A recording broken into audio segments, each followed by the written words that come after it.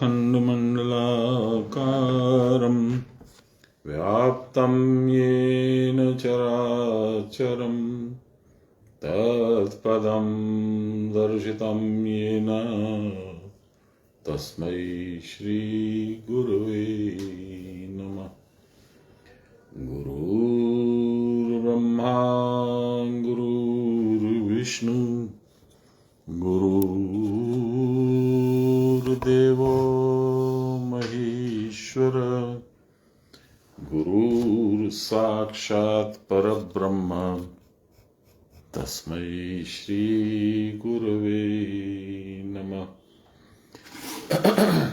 ध्यानमूलं गुरोर्मूर्ति पूजामूलं गुरोर्पदं मन्त्रमूलं गुरोर्वाक्यं मोक्षमूलं गुरोर्कृपां ब्रह्मानन्दं परमसुखदं केवलं ज्ञानमूर्तिं द्वन्द्वातीतं गगनसदृशं तत्त्वमस्यादिलक्ष्यम् एकं नित्यं विमलमचलं सर्वदा साक्षिभूतं भावातीतं त्रिगुणरहितं सद्गुरुं तं नमामि, सद्गुरुं तं स्मरामि, सद्गुरुं तं भजामि।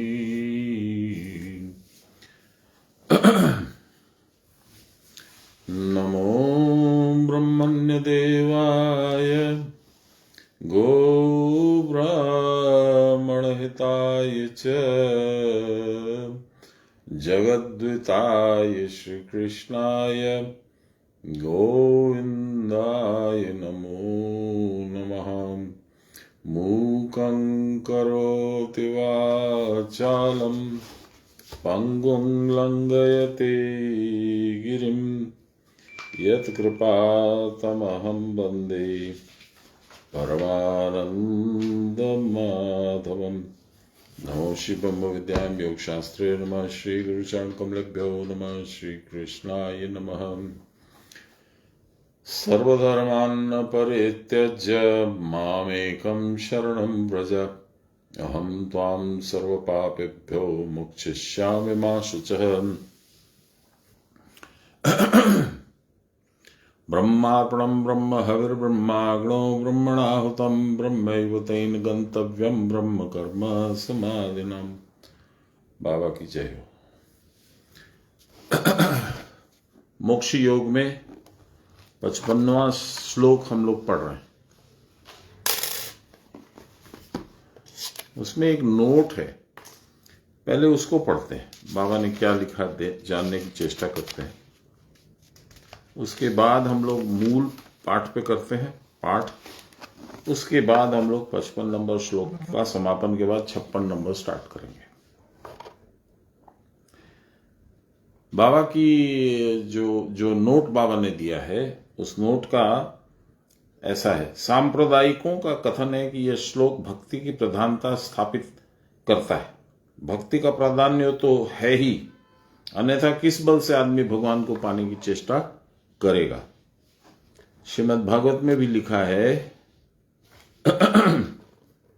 तत्वम यज ज्ञान मद्वयम, उस अद्वय ज्ञान वस्तु को ही तत्ववेत्ता लोगों ने, तत्ववेत्ता भगवान को जानने वाले, भगवान को जानने वाले खाली मौखिक रूप से नहीं, तार्किक रूप से नहीं, भगवान का जिन्होंने एक्चुअली में दर्शन किया है, अनुभव किया है, समझा है, वो है तत्ववेत्ता। तो फिर से पढ़ता हूं। अद्वय अर्थात जिसका द्वितीय नहीं है, ऐसे तत्वदर्शी तत्ववेत्ता लोगों ने भगवत स्वरूप बतलाया है। उन्होंने बतलाया कैसा है भगवत स्वरूप, क्योंकि एकमात्र वही वस्तु है, विश्व में अन्य कोई वस्तु है ही नहीं। अतः ज्ञेय और ज्ञाता ज्ञान के ही प्रकार भेद मात्र हैं। The difference is only in the type of ज्ञाता और ज्ञान, ज्ञेय, नॉट ज्ञान, ज्ञेय, यही ज्ञान या तत्व, तत्व वस्तु का स्वरूप है, यही है तत् माने कुटस्थ। श्रीमद् भागवत गीता में भगवान ने 4 प्रकार के भक्तों में ज्ञानी को सर्वश्रेष्ठ बतलाया। ज्ञानी त्वात्मैव मे मतम, ज्ञानी तो मेरी ही आत्मा है, ऐसा मेरा मानना है, भगवान कह रहे हैं। मेरे मत से ज्ञानी मेरा ही स्वरूप है। ज्ञानी किस प्रकार उनका स्वरूप है इसका कारण बतलाते हैं। आस्थित स ही युक्तात्मा, क्योंकि वह युक्तात्मा है, जुड़ा हुआ है मुझसे, अर्थात मेरे साथ योग युक्त है, अतएव सर्वोत्कृष्ट गति मुझको ही उसने आश्रय कर लिया। सर्वोत्कृष्ट गति, स्वर्ग सर्वोत्कृष्ट नहीं है, महलोक, जनलोक, तपलोक, ये सर्वोत्कृष्ट नहीं है। सर्वोत्कृष्ट है सत्यम लोक, जहां स्वयं निराकार ब्रह्म रहते हैं।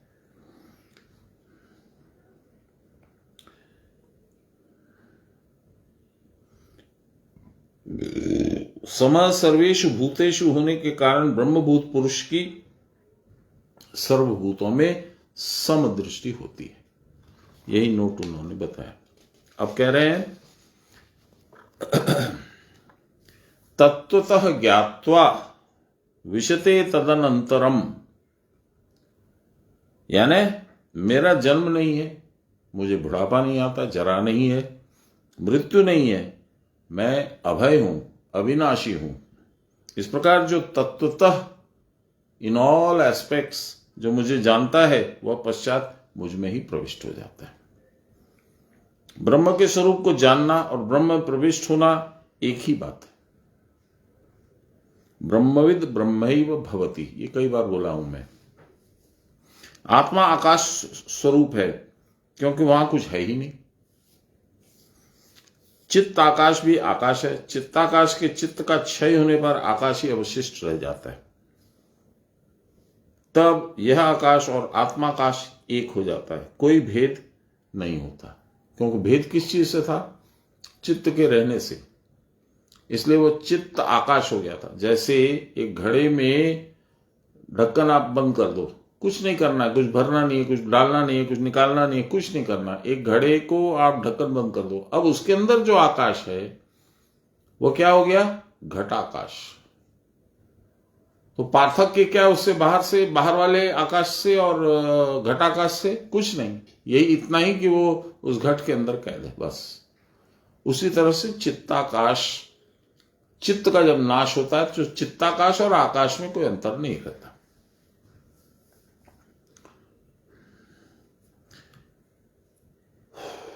तब वह आकाश और आत्माकाश एक हो जाता है, कोई भेद लक्षित नहीं होता, दिखता नहीं कोई भेद। ये मैं और मेरा स्वरूप जो आकाश है वह जानना ही उसको तत्वतः जानना है।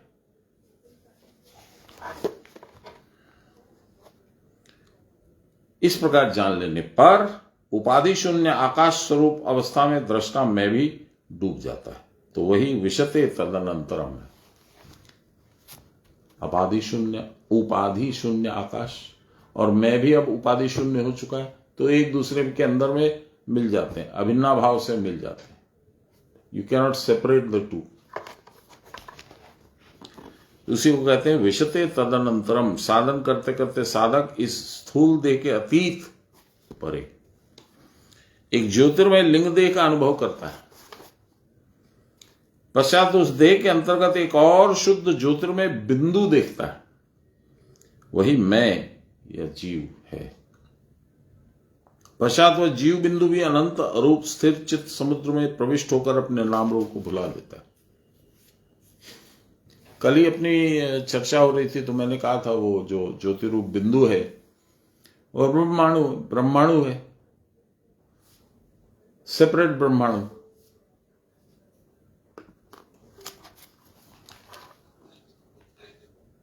सब नाम रूप के मूल में यही बिंदु रहता है। नाम रूप के मूल में, यानी मेरे मूल में, आपके मूल में, उसके मूल में, उसके मूल में, सबके मूल में बिंदु रहता है। अनंत जीव अनंत बिंदु रूप में अवस्थित है, एंडलेस बिंदु। पश्चात दीर्घ समाधि स्थिति प्राप्त करने पर साधक देख पाता है कि ये अनंत बिंदु एक ही बिंदु के प्रतिबिंब मात्र हैं। They are reflections of that single बिंदु ब्रह्मांड। बहुत गूढ़ बात बोल रहे हैं बाबा, इसको समझने की चेष्टा करना जरूरी है। इस समष्टिभूत अव्याकृत चिदाकाश का अनुभव करने पर साधक का द्वैत ज्ञान तिरोहित हो जाता है। इसको यदि आप देख सकते हैं, समझ सकते हैं, तो द्वैत ज्ञान, मैं भगवान, मैं और वो, ये द्वैत है, अद्वैत हो जाता है। और कोई है ही नहीं, एक ही है। इस बिंदु की एक स्तुति है, बहुत कॉमन है, बहुत लोग गाते हैं या हम लोग सुनते हैं। ओम का, देखिए ये बिंदु कहाँ है, प्रणव रूपी शरीर, उसके ऊपर नाद, चंद्र जो अर्ध चंद्र है उसको नाद बोलते हैं, दैट सिंबलाइजेस नाद, साउंड। उसके ऊपर बिंदु है। अंग्रेज लोग भी बोलते हैं first there was sound then there was God. तो इस बिंदु के बारे में क्या कहा गया है, ओंकारम बिंदु संयुक्तम, बिंदु उसके साथ जुड़ा हुआ है ओंकार के साथ, ओंकारम बिंदु संयुक्तम नित्यम ध्यायन्ति योगिना। जो योगी है, जो योग का प्रयास करता है, वो उसी का ध्यान करता है। ओंकारम बिंदु संयुक्तम नित्यम ध्यायन्ति योगिना कामदम मोक्षदम चैव ओंकाराय नमो नमः। काम, धर्म, अर्थ, काम, मोक्ष ये देता है। यहां पे कहा काम और मोक्ष ये देता है। काम यहां पे मैंने कल बताया था, कृष्ण काम ही काम, बाकी सब बेकाम। मैंने भगवान की चाहना जो है कि भगवान मुझे मिले, मैं भगवान को मिलूं, उनके साथ एक हो जाऊं, यही काम है, यही डिजायर है। काम माने यहां डिजायर। इसलिए कहते हैं पश्चात दीर्घ समाधि स्थिति प्राप्त करने पर साधक देख पाता है कि अनंत बिंदु, जो इतने सारे बिंदु दिख रहे थे उसको, वो एक ही बिंदु के बिंब प्रतिबिंब मात्र हैं। They are just reflections, mirror images. इस समष्टिभूत अव्याकृत चिदाकाश का अनुभव करने पर साधक का द्वैत ज्ञान तिरोहित हो जाता है। समष्टिभूत, एंटायरिटी, अव्याकृत, उसमें कोई किसी तरह का लाग लपेट उपाधि ये वो नहीं है। चिदाकाश का अनुभव करने पर साधक का द्वैत ज्ञान, दो, मैं अलग भगवान अलग, ये ज्ञान जो है उसका तिरोहित हो जाता है। परंतु तब भी दृष्टा मैं, देखने वाला मैं, कौन देख रहा है, इसको कौन समझ रहा है, ये कोई तो है जो इसको समझ रहा है, वो कौन है, मैं, दृष्टा रूप में, ओनली दृष्टा। यही तत्वतः जानना है। पश्चात ये सारे सूक्ष्म बिंदु अव्याकृत चिदाकाश सब आत्मसत्ता में विलीन हो जाते हैं। तब एक अद्वितीय आत्मसत्ता मात्र अवशिष्ट रहता। मैंने आप लोगों से चर्चा करी थी, बाबा ने एक बार कहा था टाइटैनिक मत देखने जाओ। मैं कुछ दिन तक तो नहीं गया, लेकिन फिर समय पा करके और गया। तो ये जो सीन है, इसमें क्या लिखा है देखिए, पश्चात ये सारे सूक्ष्म बिंदु अव्याकृत चिदाकाश सब आत्मसत्ता में विलीन हो जाते हैं। जब टाइटैनिक दो भाग में टूटता है, उसमें पानी भरने लगता है, तो बहुत देर तक वो फ्लोट करता है, नौकाएं चलती हैं, बहुत से लोग बच जाते हैं, बहुत से लोग नहीं बच पाते हैं। लास्ट में वो पूरा का पूरा जहाज जो है पानी के अंदर चला जाता है। जिसकी सत्ता थी अब उसकी कोई सत्ता नहीं है। तो ये बोलने के समय वो टाइटैनिक के डूबने वाली सीन मुझे याद आ गई। बाबा कब बोले थे मेरे को, आई थिंक 98 में ये बात हुई थी कि मत देखने जाओ पिक्चर, उसकी सीन घूमेगी माथे में। तब एक अद्वितीय आत्मसत्ता मात्र अवशिष्ट रहता, ओनली समुद्र रहता है, सागर में डूब गया वो, अब कुछ नहीं है। उस समय उसका देखने वाला भी कोई नहीं है। कबीर साहब ने कहा, हैरत हैरत हे सखी, हैरत गया हेराए, विशते तदनंतरम। यही है विशते तदनंतरम, हैरत आश्चर्य, हैरत हैरत हे सखी, आश्चर्य आश्चर्य करते हुए हे सखी, हैरत गया हराए, आश्चर्य भी खत्म हो गया। हम लोग 55 का कुछ अंश नहीं पढ़ पाए थे कल, उसको पढ़ते हैं।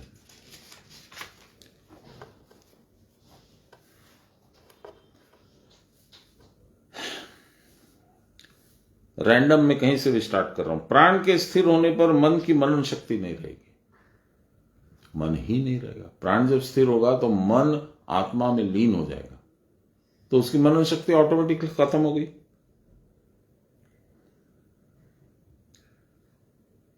तब देखोगे कि तुम आत्मा रूप में निरंतर विराजमान हो।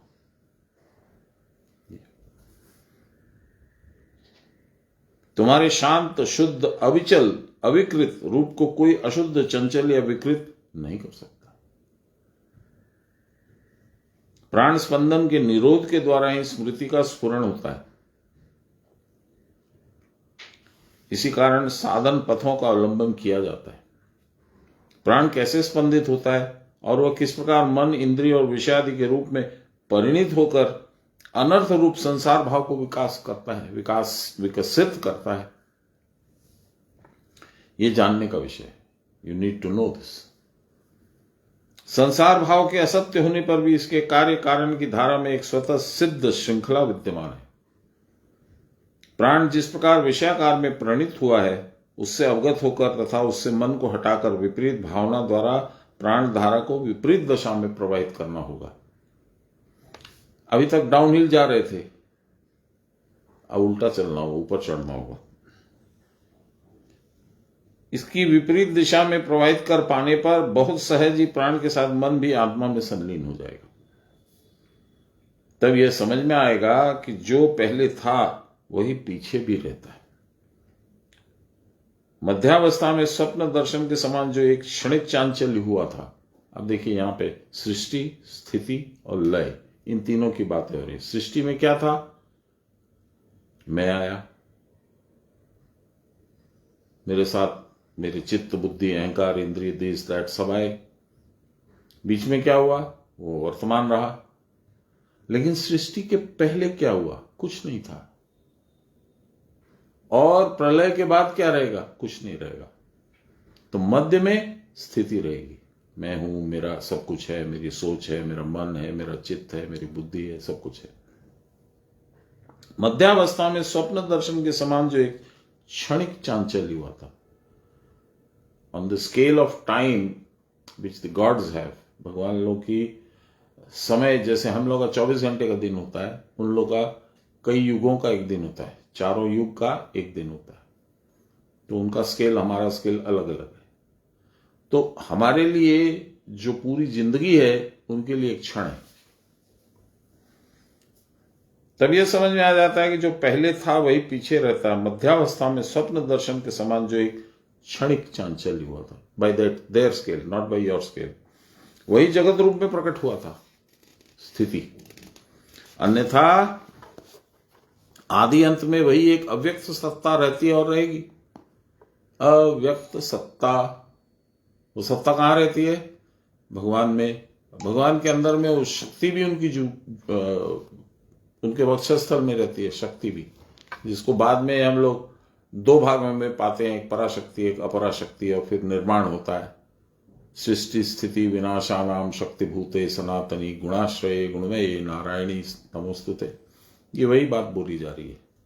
इस महासत्य का परिचय पा जाने पर जीव का जीवत्व छूट जाता है और शिवत्व की प्राप्ति होती है। यही विपरीत रति है। काल से समुत्थित, अरिजन फ्रॉम टाइम, काल, इसीलिए काली, द एनर्जी और द पावर ऑफ काल, काल इज समय। काल से समुत्थित यह अनंत प्रकाश उस समय महाकाली के, देखिए मैं अभी बोला काली आ गया, उस समय महाकाली के ब्रह्मांड भांडोदर में विलीन हो जाता है। काल से उठा और काली ने उसको खा लिया, खत्म हो गया। महाकाली भी तुरीय ब्रह्म के आत्मसंगोपन करती है, तुरीय ब्रह्म में वो भी चली जाती है। पुरुष और प्रकृति दोनों में एक रूपता प्राप्त होती है, अलग अलग नहीं दिखते हैं तब, क्योंकि अब वो सुप्तावस्था में और भगवान के हृदय में निवास कर रही है, वक्षस्थल में निवास कर रही है। इसलिए उनका और कालिका और काल का अंतर आपको पता नहीं चलेगा। आत्मा की इस अधिकारी स्वरूप में स्थिति ही मुक्ति है। When you reach this stage, that is मोक्ष। इतना हम लोग को याद भी नहीं रहेगा, समझना तो बहुत दूर की बात है, पर जानना तो जरूरी है ना। हम लोग जो प्रयास कर रहे हैं, थोड़ा बहुत साधन कर रहे हैं, थोड़ा बहुत गुरु का स्मरण कर रहे हैं, थोड़ा बहुत गीता पाठ कर रहे हैं, किस लिए कर रहे हैं? लक्ष्य तो पता होना चाहिए।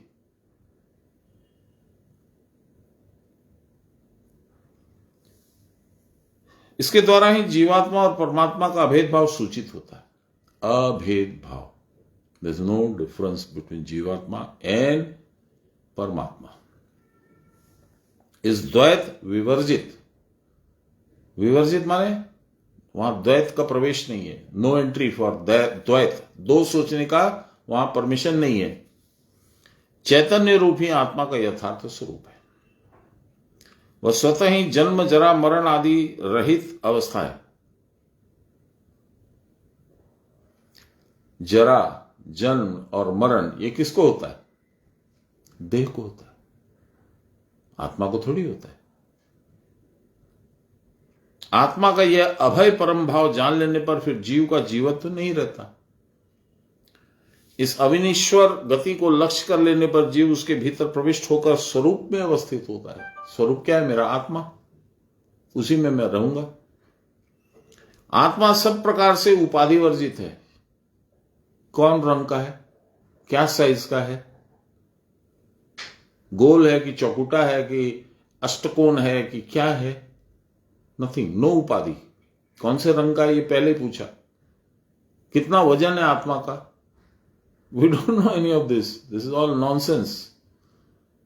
आत्मा के बारे में इन सब प्रश्नों का कोई अर्थ नहीं होता है।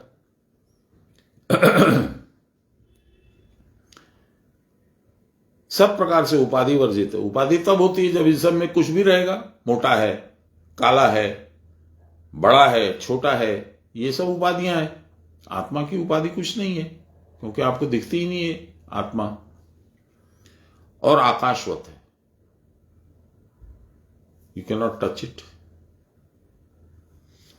यही शास्त्र में उत्तम पुरुष के नाम से कथित हुआ है। इसीलिए उत्तम पुरुष किसी किसी योगी को बहुत असीम गुरु की कृपा होती है तो दर्शन होता है। यह ज्ञान निष्ठा ही चतुर्थी भक्ति है। यह अन्य त्रिविध भक्तियों से विलक्षण है, स्पेशल। इस प्रकार की भक्ति के द्वारा यह जाना जाता है मैं क्या चीज है। मैं, इन्वर्टेड कॉमर्स,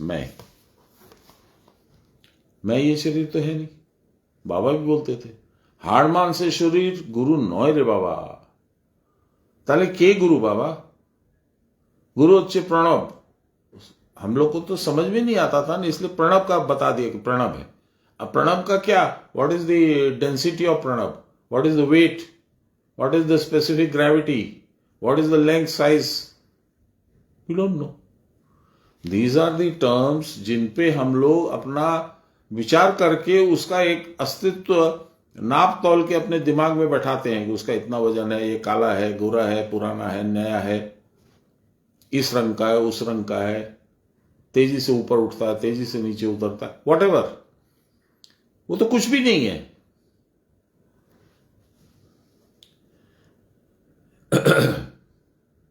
इस प्रकार की भक्ति के द्वारा यह जाना जाता है कि मैं क्या चीज है।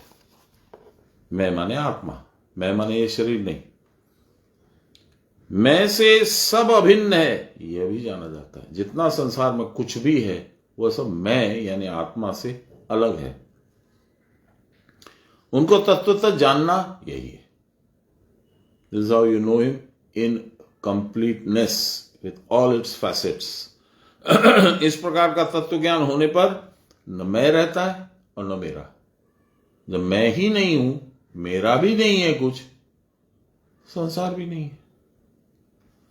भगवत तत्व ज्ञान के उदय होने पर हृदय ग्रंथि का भेद हो जाता है और जीव और ईश्वर विभिन्न है, यह वेद बुद्धि विलुप्त हो जाती है।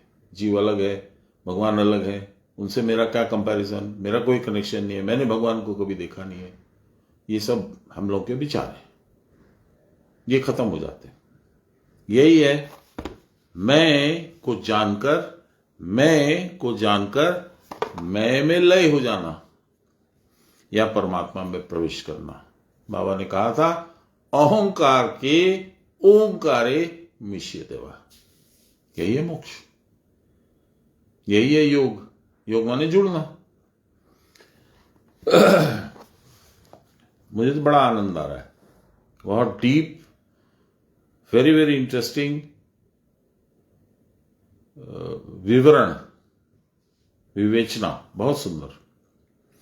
भगवत आश्रित का मोक्ष, जो भगवान पे आश्रित है उसका मोक्ष, ये कैसे होता है देखें। सर्वकर्माण्यपि सदा कुर्वाणो मद व्यपाश्रय मत प्रसादाद वाप्नोति शाश्वतम पदमव्ययम। इसी बात की प्रतिध्वनि कई श्लोकों में है। सर्वधर्मान् परित्यज्य मामेकं शरणं व्रज अहम त्वां सर्व पापेभ्यो मोक्षयिष्यामि मा शुचः। ये एक। दूसरा ये तु सर्वाणि कर्माणि मयि सन्न्यस्य मत्परः अनन्यनैव योगेन मां ध्यायन्तम् उपासते। बहुत सारे, there is no need to repeat more, but you have got the idea.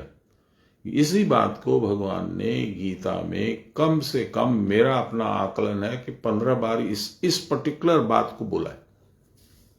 खोजने से और भी मिल जाएंगे।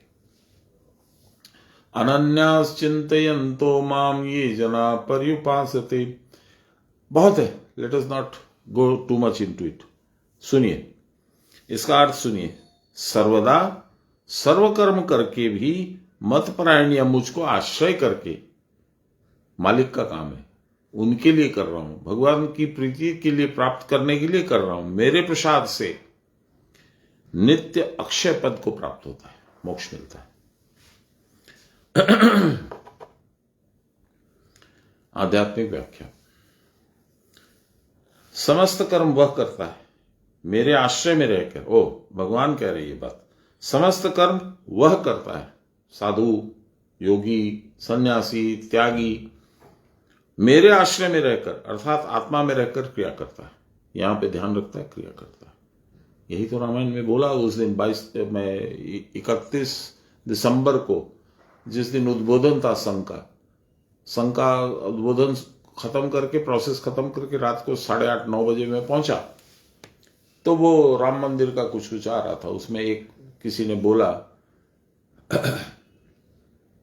हृदय पर प्रविशि की जय सब काजा। हृदय नहीं, नगर प्रविशि की जय सब काजा। प्रविशि नगर की जय सब काजा। नगर में प्रवेश करके सब काम करो। नगर कुटस्थ, बनारस नगर, वाराणसी। प्रविशि नगर की जय सब काजा, हृदय धारी कौशलपुर राजा। भगवान राम को हृदय में रखो, कुटस्थ में तुम रहो और काम करो, जो भी काम है वो करो। यहां पे क्या लिखा है देखिए, समस्त कर्म वह करता है मेरे आश्रय में रहकर, अर्थात आत्मा में रहकर क्रिया करता है। आत्मा ये है। यह आत्मक्रिया करते करते आनंद प्राप्त करते हुए नित्य सर्वदा क्रिया की परावस्था में रहकर ब्रह्म पद में स्वयं अविनाशी हो जाता है।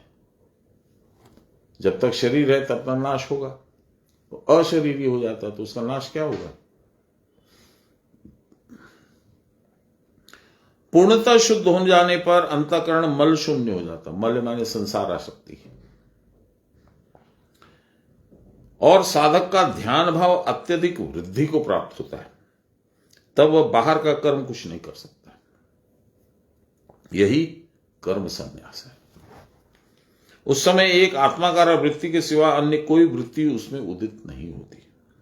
परंतु जिसका अंतःकरण इतना शुद्ध नहीं हुआ है, अर्थात क्रिया के परावस्था गंभीरतम भाव में अभी जिसको प्राप्त नहीं हुई है, या पूर्व प्रारब्ध के वश जिसका मन उतना निर्मल नहीं हो सका है, संसार अभी भी टान रहा है उसको, और इस कारण इस जन्म में उच्च अवस्था प्राप्त होने की आशा नहीं है, वह पुरुष जिस प्रकार से कर्म करके शुद्ध चित्त होकर भगवान में आत्मसमर्पण कर सकता है, उस शरणागति के भाव के विषय में यहां भगवान बता रहे। It is meant for those.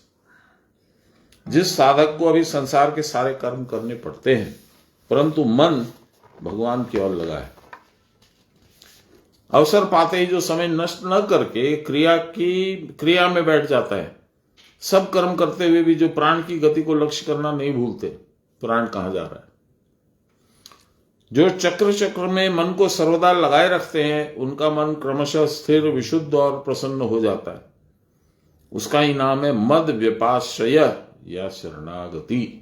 मैंने अभी बताया 66 नंबर श्लोक में, इसी अध्याय में भगवान बोलेंगे, सर्वधर्मान् परित्यज्य मामेकं शरणं व्रज, मेरी शरण में आ जा, ये शरणागति। पूर्व सुकृति के अभाववश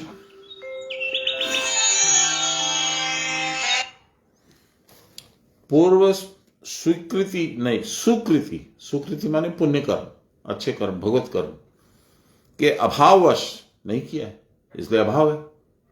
there is a dearth of good work, पुण्य वर्क उसने नहीं किया, जिसका चित्त मल पूर्णतः अवगत नहीं हुआ है, इसलिए उसके अंदर में अभी संसार आसक्ति बैठी हुई है। यहां तक कि जो निषिद्ध कर्म भी कर बैठते हैं, वे भी यदि दृढ़तापूर्वक गुरुपदिष्ट उपायों के द्वारा स्मरण में तत्पर होते हैं तो परम गति को प्राप्त करते हैं। किसी ने कुछ गलत काम भी कर दिया, लेकिन अब गुरु के आदेश के अनुसार सर्वथा संपूर्ण रूप से समर्पित है और वैसा ही काम कर रहा है, उसको भी परागति हो सकती है। सर्वदा स्मरण के भाव से मन स्थिर और प्रसन्न होता है। यह भक्ति का दूसरा नाम है। इस प्रकार की भगवत भक्ति प्राप्त होने पर वैराग्य, अन्य किसी वस्तु में मन को न जाने देना, यही वैराग्य है। और ज्ञान, क्रिया की परावस्था को प्राप्त कर साधक सर्वदा अविनाशी ब्रह्म पद में प्रविष्ट होकर कृतार्थ हो जाता है। मैं एक सेकेंड, एक आदमी बहुत डिस्टर्ब कर रहा है, बार बार मैसेज दे रहा है, मेरे को फोन ऑफ कर देना चाहिए।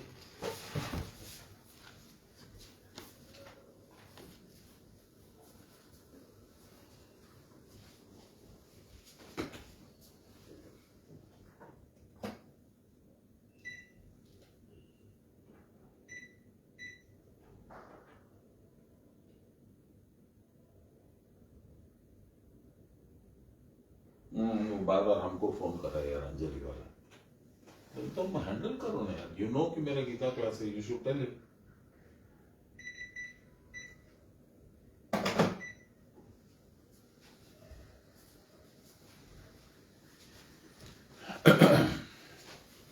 लास्ट की 2-3 लाइन फिर से पढ़ता हूं, क्योंकि ध्यान मेरा इधर से उधर हो गया था। इतनी सुंदर हम लोग की चर्चा चल रही है, यही है, पुण्य कर्म नहीं किया था तो कुछ ना कुछ डिस्टर्बेंस हो गई। सर्वदा स्मरण के भाव से मन स्थिर और प्रसन्न होता है, यह भक्ति का दूसरा नाम है। देखिए, एक बात सुनिए, मंदिर में जाते हैं तो अच्छा लगता है। जो आस्तिक नहीं है, नास्तिक है, उसको भी मंदिर में अच्छा ही लगता है। वो बोलेगा नहीं, एडमिट नहीं करेगा, क्योंकि उसके प्रेस्टीज का सवाल है। क्यों अच्छा लगता है? क्योंकि आपके विपरीत भावों का वहां नाश हो जाता है। वो अंदर नहीं जा सकते मंदिर में आपके साथ। सिक्योरिटी लगी हुई है भगवान की, और अनर्थकारी विचार को लेकर आपको अंदर नहीं जाने देती है। जो अनर्थकारी विचार रहते हैं वो भी परिवर्तित हो जाते हैं। यही बोल रहे हैं कि जो सदा सर्वदा ज्ञान क्रिया में लगा रहेगा, गुरु के आदेश के अनुसार चलेगा, उसके दिमाग में, फिर से पढ़ता हूं, पूर्व सुकृति के अभाववश पुण्य काम नहीं किया था, इसलिए निषिद्ध कर्म भी कर बैठता है। जो forbidden work, you shall not steel, you shall not do this, you shall not do that, ये निषिद्ध वर्क है, निषिद्ध कर्म, वह भी कर दिया। तब भी दृढ़तापूर्वक गुरु उपदिष्ट उपायों के द्वारा स्मरण में तत्पर होते हैं। बाबा ने जो बताया वो स्मरण करके, जैसा बताया वैसा काम करके, तो परम गति प्राप्त हो सकती है, यानी मोक्ष मिल सकता है। एक चीज मत भूलिए कभी भी, कि जितना आपका मन है कि आपको मोक्ष हो जाए, उतना ही उनका भी मन है, गुरु का भी मन है, इसको मोक्ष हो जाए। बहुत छटपट कर रहा है, बहुत तकलीफ में है, और संसार में रहोगे तो तकलीफ में रहोगे, कैनॉट अवॉइड इट। सर्वदा स्मरण के भाव से मन स्थिर और प्रसन्न होता है, यह भक्ति का दूसरा नाम है। इस प्रकार की भगवत भक्ति प्राप्त होने पर वैराग्य, व्हाट इज वैराग्य? जब मन संसार से विरक्त हो जाता है, संसार की किसी वस्तु के प्रति आकर्षण नहीं रहता है, यही वैराग्य है। अन्य किसी वस्तु में मन को न जाने देना वैराग्य। और ज्ञान, क्रिया की परावस्था ज्ञान है। इन दोनों को प्राप्त कर साधक सर्वदा अविनाशी ब्रह्मपद में प्रविष्ट होकर कृतार्थ हो जाता है। ब्रह्मपद में दो चीजें हैं। ब्रह्मपद माने सिचुएशन, ब्रह्मपद माने भगवान के चरणों में। दोनों आपको जो इच्छा लगे, अच्छा लगे, दोनों ही उपयुक्त हैं, सही है। मायश्चन की मां के तो देखी ना कोनो व्यापार में। अब देखिए ये गुड़ और गुड़ और गुड़ होते जा रहा है, सुंदर भी होते जा रहा है।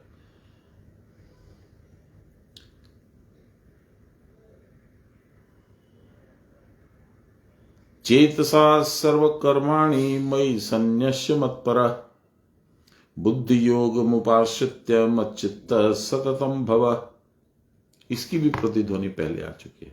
12वें अध्याय के 6 श्लोक में यही बात दूसरे शब्दों में भगवान बोलते एक ही बात है। सुनिए, मच्चित्ता हो, इसके लिए बुद्धि योग का अवलंबन करो, बुद्धि भी मुझ में जोड़ दो। भगवान क्या कहते हैं? मयि अर्पित मनोबुद्धिर मामे वैश्यति संशय। मेरे में जिसने अपना चित्त और बुद्धि दोनों अर्पण कर दिया है, वो मेरा ही होगा। मन के द्वारा अथवा विवेक बुद्धि के द्वारा सारे कर्म मुझ में समर्पण करो। मतपरायण होकर समत्व बुद्धि योग का आश्रय करके अर्थात समाहित होकर सतत मच्चित्ता हो जाओ, अर्थात मुझ में निविष्ट चित्त हो जाओ, जिसने अपने चित्त को मेरे में डुबा दिया है। भगवान ने पहले क्या कहा? ये तु सर्वाणि कर्माणि मयि सन्न्यस्य मत्परः अनन्य नैव योगेन माम ध्यायन्तम उपासते। उसके बाद 7वें श्लोक में बोलते हैं, तेषामहं समुद्धर्ता मृत्यु संसार सागरात् भवामि न चिरेणार्थ मयि आवेशित चेतसाम। मेरे में जिसने अपने चित्त को डुबो दिया, निविष्ट कर दिया है, मिला दिया है। चलिए पढ़ते हैं। कितना बज गया? टाइम है अभी। आध्यात्मिक व्याख्या। चित्त के द्वारा सब कर्म ब्रह्म ही कर रहा है, ऐसा जानने पर सब कर्म का नाश होता है। यहां जो कर्म का नाश बोलते हैं भगवान, इसका मतलब है कर्म तो नाश होता ही है, कर्म बंधन का भी नाश होता है। यदि मैं कुछ कर रहा भी हूं तो उससे कोई बंधन नहीं होगा, क्योंकि काम तो सारा भगवान का है। मेरा तो I don't have the ownership. Driver गाड़ी चलाता है, एक्सीडेंट होगा, कोई झमेला होगा, किसी तरह की लड़ाई हो जाएगी, कहीं दूध चला जाएगा, मालिक को चिंता होगी, ड्राइवर को उतनी चिंता नहीं होगी। आप ड्राइवर हैं, चलाने वाला वो है, आदेश उसका चल रहा है, गाड़ी उसकी है। क्योंकि अन्य एक आदमी कोई कर्म करता है, वह कर्म तुम्हारे न करने पर तुम्हारे उस कर्म का नाश होता है। अन्य एक आदमी कौन है? भगवान। मतपरः सर्वदा आत्मा में रहेगा और क्रिया करेगा। बुद्धि द्वारा अर्थात स्थिर चित्त से क्रिया की परावस्था में रहकर अपने आप सब कर्म करके भी रहेगा, जो साधुओं की विचित्र दशा है। इसको फिर से पढ़ना चाहता हूं। बुद्धि द्वारा अर्थात स्थिर चित्त से क्रिया की परावस्था में रहकर अपने आप सब कर्म करके भी रहेगा, जो साधुओं की विचित्र दशा है, जो अपने आप क्रिया करते करते हो जाती है। मूल बात अब बोल रहे हैं। देखिए, सान्याल बाबा इसको समझा के बता रहे हैं हम लोग को। कर्म यदि कर्म फल प्रसव नहीं करता तो कर्म न करने के बराबर है। मैंने कर्म किया पर उसका मुझे कोई बंधन नहीं हुआ, न मुझे पुण्य मिला न पाप, तो नहीं करने वाली स्थिति हो गई ना। कर्म में ममत्व बुद्धि रहने पर, ये मेरा कर्म है, मैं कर रहा हूं, इसका फल भी मैं ही पाऊंगा, यही है ममत्व बुद्धि। कर्म में ममत्व बुद्धि न रहने पर उस कर्म का फल भोग कर्ता को नहीं करना पड़ता। मालिक का काम है, मालिक के लिए मैं कर रहा हूं, मैं क्यों इसमें दिमाग लगाऊं? वो जाने, तू जाने सांवरा। शास्त्र, गुरु और विचार के द्वारा यह ज्ञान लेने पर कर्म के शुभ अशुभ फल के द्वारा अवरुद्ध नहीं होना पड़ता, आबद्ध नहीं होना पड़ता। ब्रह्म ही कर रहा है, मैं नहीं कर रहा हूं। यह भाव होना चाहिए। ऐसी अवस्था में वह कर्म तुम्हारा कृत नहीं होता, अतएव तुम्हारा कर्म नाश हो जाता है। यह भाव कैसे आएगा? इसके लिए मत पर होना पड़ेगा, अर्थात सर्वदा मुझ में या आत्मा में रहना पड़ेगा। जो सर्वदा क्रिया करता है उसका मन अन्य कहीं नहीं जा सकता, उसकी बुद्धि स्थिर हो जाती है, वह अपने आप में रहता है। क्रिया की परावस्था में रहते हुए अनिच्छा की इच्छा से योगमग्न साधक के सारे कर्म अपने आप हो जाते हैं। ये मैंने कई बार चर्चा की है, आप लोग समझ रहे हैं। कुछ खाने की इच्छा, अनिच्छा की इच्छा से कुछ आ गया मन में कि आज रसगुल्ला होता तो कैसा रहता, आप देखोगे गीता पाठ समाप्त करके उठोगे रसगुल्ला मिल जाएगा।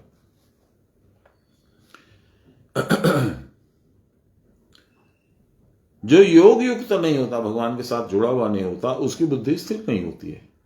अरे ऐसे कैसे मिल जाएगा, आपको तो नौकर को भेजना पड़ेगा, रसगुल्ला यहां मिलता भी नहीं अच्छा, वो तो हमको लाना पड़ेगा फलानी दुकान से, वो दुकान तो यहां से 4 किलोमीटर पे है, तो गाड़ी भेजनी पड़ेगी।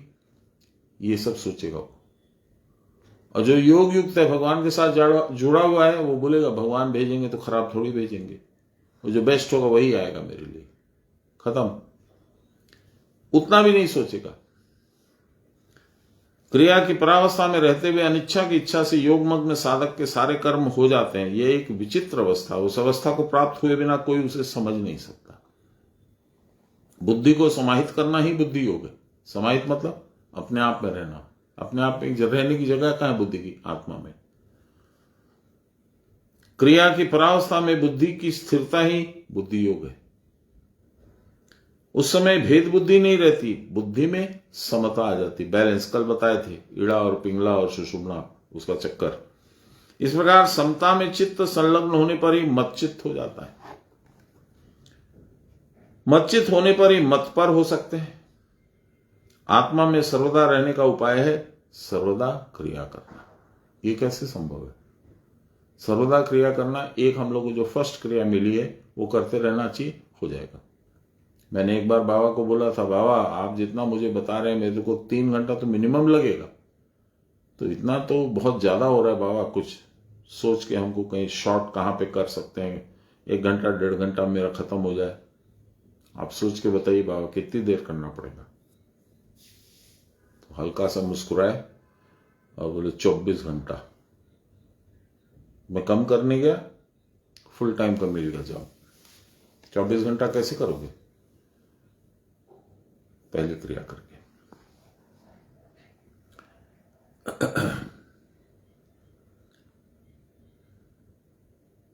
यही असल शरणागति की अवस्था है जो पूर्व श्लोक में व्याख्यात हुई है, पहले जो निकाला तो श्लोक में बताया।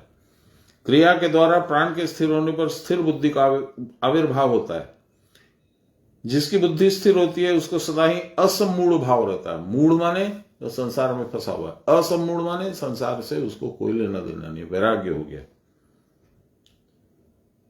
उस समय लाभालाभ, जय पराजय इत्यादि में बुद्धि का विक्षेप या चांचल्य नहीं होता। मैं जीतूंगा, हारूंगा, केस हो रहा है, ये हो रहा है, वो हो रहा है, ये टेंडर हो रहा है, उसमें वो पार्टी बड़ी स्ट्रांग है, इसका व्यवसाय है, मेरी दुकान में कस्टमर नहीं आता है, मैं क्या करूं जिससे कस्टमर मेरे पास आए, दूसरी दुकानों में ना जाए। ये सब विचार साधक को नहीं होता है। बुद्धि की समता से ही साधक के सारे कर्म ब्रह्म में समर्पित हो जाते हैं। इस अवस्था में अवस्थित साधक का देहात्म बोध या अपने पराय का ज्ञान भी कुछ भी नहीं रहता।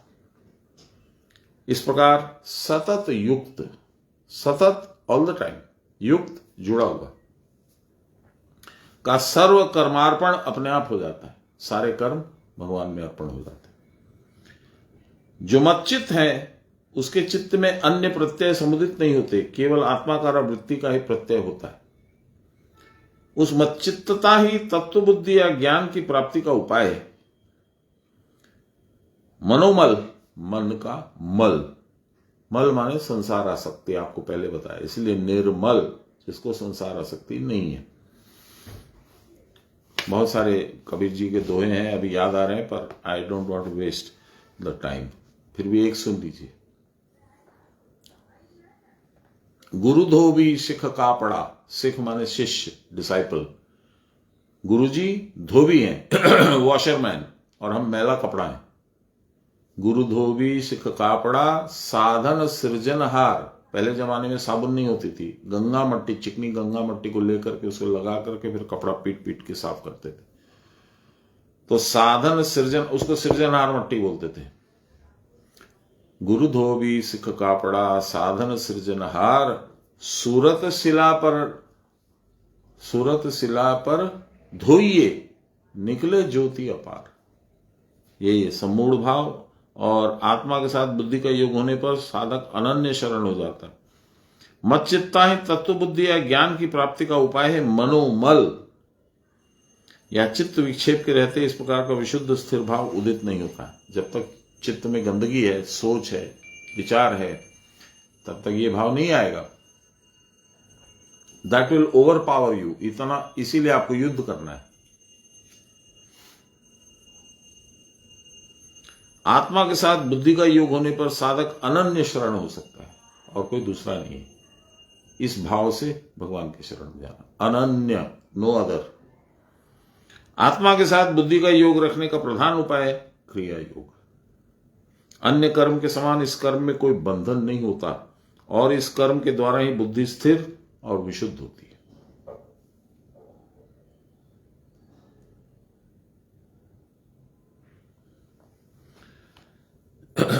अंतिम श्लोक आज का 58 नंबर।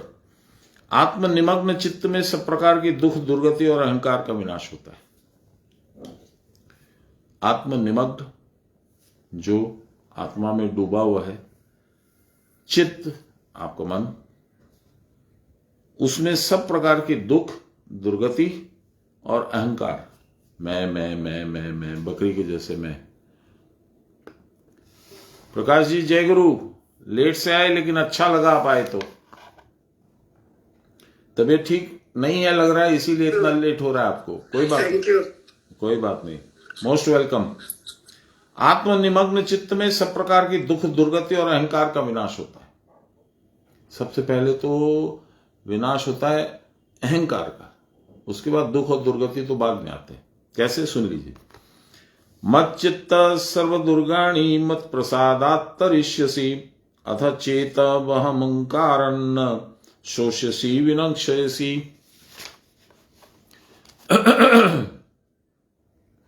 मदगत चित्त, जिसने अपने चित्त को मेरे अंतर्गत लगा दिया है। मतगत चित्त यानी मत चित्त, तुम मेरे अनुग्रह से, मेरी कृपा से सब प्रकार की दुख, दुर्गति, सर्व दुर्गाणी, दुर्ग किला जिसको ध्वस्त नहीं किया जा सकता है, जीता नहीं जा सकता है, ऐसे दुख और दुर्गति को पार हो जाओगे।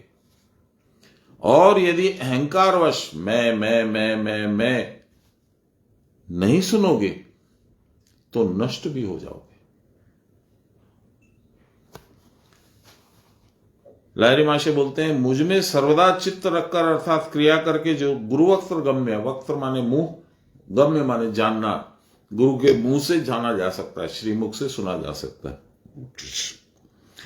सब शत्रुओं में जो किले में पड़ जाता है, मन उससे मुक्त हो जाएगा। यदि कदाचित मैं महान पुरुष हूं, मेरे को क्या शत्रु, क्या दुश्मन, मेरे को क्या कष्ट है, वह नहीं, ऐसा सोचोगे तो गड़बड़ा जाएगा। मैं महान पुरुष हूं, ये अहंकार करके मेरी बात यदि तुम नहीं सुनते, ये भगवान बोल रहे, मैं नहीं बोल रहा हूं, तो जय सिया राम, अर्थात अवस्थांतर को प्राप्त हो जाओगे, दूसरे लोग को चले जाओगे, जन्म ग्रहण फिर से करना पड़ेगा। मेरी बात इसलिए तुम सुनो, पागल की मतवाले की बात सुनो। भगवान कहते हैं मैं तो पागल हूं, क्योंकि संसार को देखता ही नहीं, जिसके लिए सारे लोग मरे जाते हैं, करोड़ों करोड़ों लोग संसार के लिए मरते हैं। मैं बोलता हूं संसार को छोड़ो, तो मैं पागल हुआ ना। बाह्य मैं के वेस्टर्न के भीतर आते ही चित्त अहंकार युक्त हो जाता है। वेस्टर्न माने पकड़, एम्ब्रेस, अवलंब, इसीलिए निरवलंब की हम लोग प्रैक्टिस करते हैं। बाह्य, बाहर कि मैं शरीर, मेरी उपाधि, मेरा रंग, रूप, वेट, रसूख, रुतबा, बाहर के मैं के वेस्टर्न पकड़ में आते ही चित्त अहंकार युक्त हो जाता है। मैं की कल्पना कितनी जबरदस्त है। रावण भी मैं करता गया, क्योंकि उसको तो राक्षस योनि मिली थी भगवान के शाप से। चलिए, अर्थात अपने आप को कर्ता समझने लगता है। प्रकृत मैं में चित्त निमज्जित होने पर आत्मा प्रसाद प्राप्त होता है। भगवान में यदि अपने चित्त को लगाओगे तो आत्मा का प्रसाद मिलेगा, यानी आत्मा तुमको दिखेगी, उसका अनुभव होगा। इस अवस्था में सारी दुर्गति नष्ट हो जाती है। मन को बांधने के लिए षड रिपुओं का दल कितने स्थानों में घात लगाए बैठा है। इसलिए अपने को पूर्ण निरावलंब कर डालना होगा। देख लीजिए, ये मेरे मुंह से कहलवा देते हैं गुरु महाराज, और फिर वही लिखा हुआ आ जाता है। बहुत से लोग ऐसा सोचते होंगे कि मैं पहले से पढ़ के ही बोलता हूं, पर गीता हाथ में लेके बोल रहा हूं, झूठ नहीं बोलूंगा। इसलिए अपने को पूर्ण निरावलंब कर डालना होगा, जिससे मन का कोई आश्रय, कोई अवलंबन न रहे। अपने चित्त को उनके चित्त में डुबा देना होगा। प्राण के बहिर्मुख रहने पर प्राण स्पंदन के साथ चित्त में भी स्पंदन होगा। उससे केवल राशि राशि वासनाओं के फेड उठेंगे। राशि राशि माने करोड़ों करोड़ों, काउंटलेस वासना के फेन, froth, which is of no use anyway. उस अवस्था में चित्त विषय कारित होकर केवल विषय का ही अनुसंधान करेगा। वह चित्त कभी शांत, कभी शुद्ध नहीं हो पाएगा, आत्मभाव में मग्न नहीं हो पाएगा। ये भगवान बोल रहे हैं, मैं नहीं बोल रहा हूं। धर्म भ्रष्ट होने पर भी जीव कभी उनकी कृपा का अनुभव नहीं कर सकता। स्वधर्म ही आत्मभाव है। स्वधर्म में क्रिया करना। आपने कसम खाई है, प्रतिज्ञा ली है गुरु के समक्ष, गंगा जल, तुलसी और तांबा हाथ में लेके। स्वधर्म ही आत्मभाव है। वही जन्म जरा मृत्यु विहीन स्थिर प्रशांत भाव है। जन्म जरा मृत्यु विहीन स्वधर्म ही आत्मभाव है। इस स्वधर्म में जो अपनी मति को बांध नहीं सकता, वह धर्महीन व्यक्ति कभी उनकी कृपा का अनुभव नहीं कर सकता। कठोपनिषद कहती है, तम क्रतु पश्यति वीत शोको धातु प्रसादान महिमान मात्मनः। जो अकर्तु अर्थात कामना शून्य है, जो वीत शोक अर्थात शोक दुख आदि से परे है, वे ही शरीर धारक इंद्रिय मनोबुद्धि आदि की प्रसन्नता या स्थिरता के द्वारा आत्मा की महिमा अर्थात विशुद्ध चैतन्य निर्विकार भाव को साक्षात करते हैं। They can feel it. अतएव भगवान के शरणागत होने के लिए भी पुरुषार्थ की आवश्यकता है। एफर्ट लगाना पड़ेगा, मेहनत करनी पड़ेगी, प्रयास करना पड़ेगा, अभ्यास करना पड़ेगा। पुरुष का प्रयत्न ही पौरुष है। यह पौरुष भगवत शक्ति है। जब आप नहीं सकते हो तो क्या करते हो? हे भगवान मेरी मदद कर, मैं नहीं सक रहा हूं, मुझे मदद कर देते हो। वो तो तैयार बैठे हैं, तू पुकार। तो वो द्रौपदी वाला गाना आप लोग को याद आता है क्या? जब द्रौपदी थक गई, दुशासन के सामने एक स्त्री क्या सकेगी? ये हम लोग स्थूल भाव में बात कर रहे हैं। द्रौपदी माने सुषुम्ना, इसलिए वो उस भाव से, आध्यात्मिक भाव से बात नहीं कर रहे। द्रौपदी जब थक गई दुशासन से लड़ते लड़ते, तो उसने हाथ ऊंचे करके भगवान को पुकारा, करुणा कर, हे प्रभु कृपा कीजिए, करुणा कीजिए, मैं अब नहीं सकती हूं। करुणा कर द्रौपदी पुकारी, पल में लिपट गए बनवारी। भगवान ने तुरंत कपड़े का घेर बना दिया, पल में। आपको बुलाना पड़ेगा। आत्म साक्षात्कार पौरुष प्रयत्न का ही फल है। आत्मा को देखना है तो ये प्रयास सब कीजिए। जो चेष्टा करेगा, जो लगा रहेगा, उसी को प्राप्ति होगी। यही ईश्वर शक्ति या आत्मशक्ति है। अतएव इसको प्राप्त करके किसी को अहंकार करने का कोई कारण नहीं है। जो लोग दिन रात क्रिया में लगे रहते हैं, उनको क्रिया की परावस्था प्राप्त होगी ही। क्रिया की परावस्था में जीव का जीवत्व नहीं रहता। तब जीव के शिव के साथ मिलकर शिव हो जाता है। इसी कारण लाहिड़ी माशा ने आत्मा में चित्त को रखकर सर्वदा क्रिया करने का उपदेश दिया था। ये भी वही बात है जो अभी मैंने बोला, प्रविशि नगर की जय सब काजा, हृदय धारी रघुपुर कौशलपुर राजा। लाहिड़ी माशा ने क्या कहा? आत्मा में चित्त को रखकर सर्वदा क्रिया करिए। स्थान स्थान पर षड्रिपुओं का अभेद्य दुर्ग और निज कृत पूर्व कर्मों का संस्कार भेद कर बाहर आना होगा, मानो असंभव जान पड़ता है। सकूंगा मैं?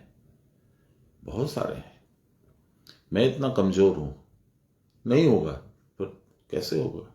ऐसे सोच आएगी मन में। मन तभी इनसे मुक्त होगा जब वह मंजित होता है, अर्थात जब कुटस्थ में सर्वदा लक्ष्य रख पाता है। अजपा। अभिमानवश अपने को बड़ा समझकर यदि इस मुख्य बात को नहीं सुनते हो और उसके अनुरूप कार्य नहीं करते हो तो विनाश अवश्य संभावी है, अर्थात बारंबार जन्म मरण के वशीभूत होना पड़ेगा। पुनरपि जन्मम पुनरपि मरणम भज गोविंदम मूढ़मते। भगवत कृपा वहां भरपूर रहती है जहां अपने आप में रहना होता है, क्योंकि अपने आप तब भगवान ही है। वही मनोबुद्धि को पहुंचाना होगा, मन और बुद्धि को वहीं पहुंचाना होगा।